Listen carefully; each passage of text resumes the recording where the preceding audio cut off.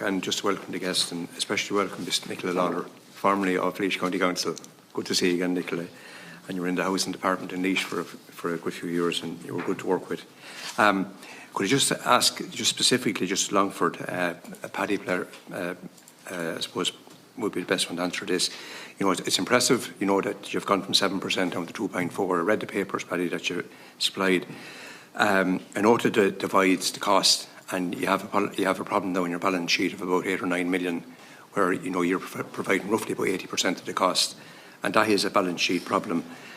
So obviously there's you know, that has to change. In relation to, I also noticed that you're using in-house maintenance crews and repair crews. In a word, what saving is on that?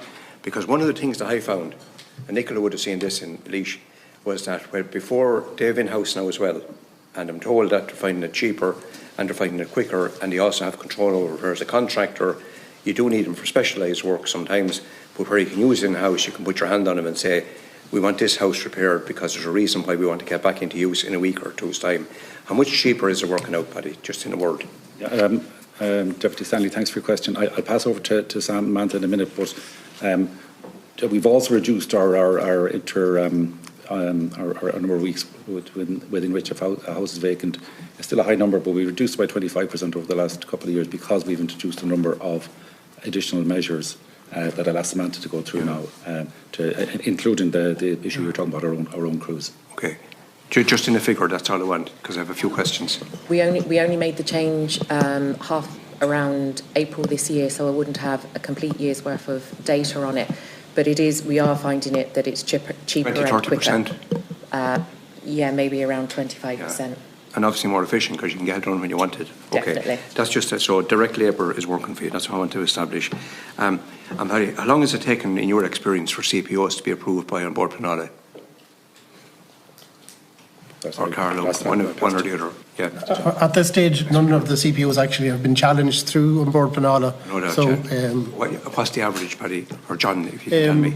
I say we would have no experience with that because none of our CPOs have been challenged. They ultimately just get approval by the property owner.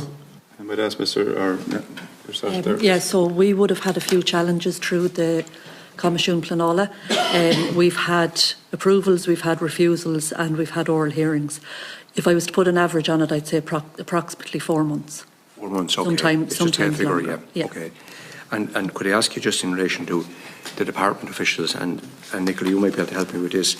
The County Hotel in Portlaoise, you will recall this one. It was derelict site for 30 years. Laois County Council then CPO did, I think, and an AHB was going to develop it and put in 11 apartments in it. They were going to do it within the existing building, which I always thought was daft, right? Because it didn't lend itself to trying to work 11 apartments into it. If demolition was my own opinion about it, but I'm a layperson.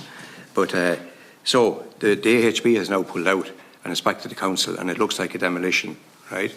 And I would just say to Paul Hogan and the officials in the department, it'll come in for approval if it's not already in, right? And I'll be talking to the county manager this week about it, the chief executive. It does need to be fast-tracked. You know, it's derelict 2 years. Sorry, it's derelict 30 years. It's 2 years now since the AHB pulled out. It's now back with the council, and it just needs to be fast-tracked. I think, if I'm correct in saying, it's 2019, Nicola, so it's 6 years that has been wasted on top of the period that was derelict. So I just want to raise that point and use the opportunity here to gain that local issue, because we need those single units in Portlaoise and in Laois for single people and smaller families. And could I just ask a question in relation to both of the councils may address this. Some of this thing about over the shops, it's basically you're trying to renovate a pile of dust, right? There's streets that are just, you know, you can see them, they don't lend themselves, and one of the earlier witnesses have said this to, there's difficulties with trying to repurpose them as units. There's soundproofing problems, there's fire safety problems, there's energy rating problems, and a lot of them have half an acre and an acre of a back garden, and it would make more sense, you know, to actually level them, if they're CPO, to level them and put in a small street and build 6 or 7 or 8 small units there, be it private or be it social. Just maybe the chief executive of Longford may answer, and just somebody from Carlow.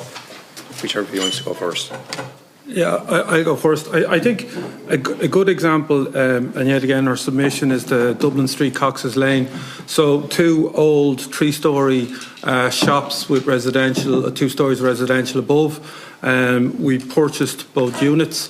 We turned the 2 old shops into 6 one-bed units for single people.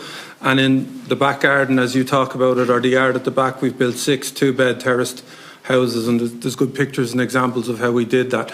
So it can be done. I think the point with regard to it is it's complex. Like, it's a project like that. Like, even the hotel, I'm sitting here thinking, God, that's not me having to do something with that hotel, because, you know, you're not starting from scratch. You're starting with something that's imperfect, and then you're trying to bring it back to a standard, and then bring it back to an A-rated or an A2 rated. We were lucky in our project, we got it to an A2. But the cost per unit of these would have been astronomical. I can tell you, this will be cheaper to level. Yeah. And use the masonry for roll bitting. Yeah, well, we were lucky in that we were new build in the back garden, so I think our average cost per unit is about 274. And just Longford, I know you've dealt with a lot of dereliction. You just might give an answer on that. Yeah, Deputy.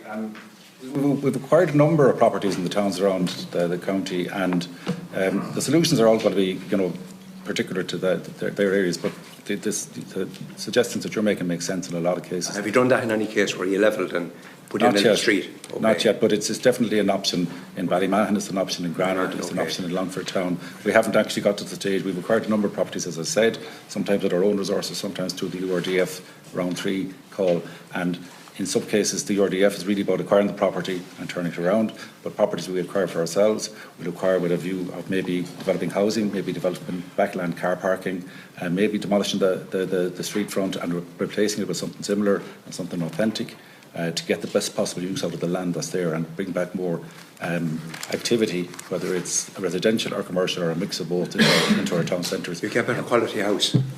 Oh yeah, no doubt. Well done you. Thanks, Kyle.